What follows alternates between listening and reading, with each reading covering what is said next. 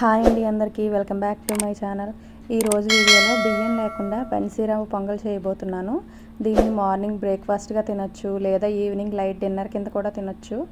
దీనికి కాంబినేషన్గా కొబ్బరి చట్నీ కూడా చూపెట్టబోతున్నాను. ఎలా ప్రిపేర్ చేయాలో ప్రాసెస్లోకి వెళ్దామా అండి. ముందుగా కుక్కర్ తీసుకుని 1 కప్ వరకు బన్సీరవ్వ యాడ్ చేసుకోవాలి.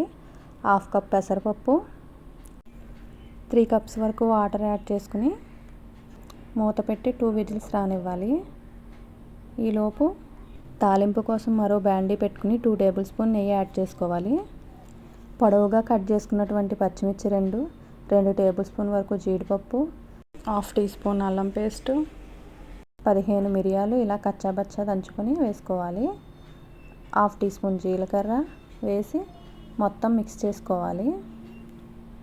ఇప్పుడు 2 రెబ్బలు కరివేపాకు వేసుకుని మొత్తం ఫ్రై అయ్యాక వీటిని పొంగల్లో కలుపుకొని సాల్ట్ యాడ్ చేసుకోవాలి.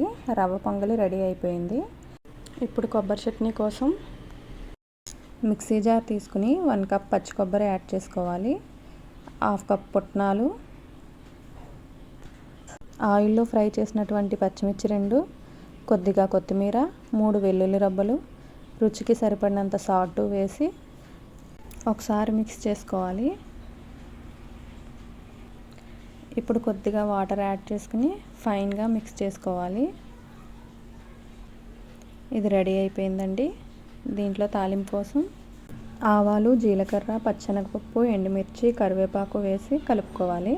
అంతేనండి, క్విక్ అండ్ ఈజీగా బన్సీరవ్వ పొంగలి విత్ కొబ్బరి చట్నీ రెడీ అయిపోయిందండి. ఈ వీడియో నచ్చితే లైక్ చేయండి, షేర్ చేయండి, సబ్స్క్రైబ్ చేయండి. Thank you for watching.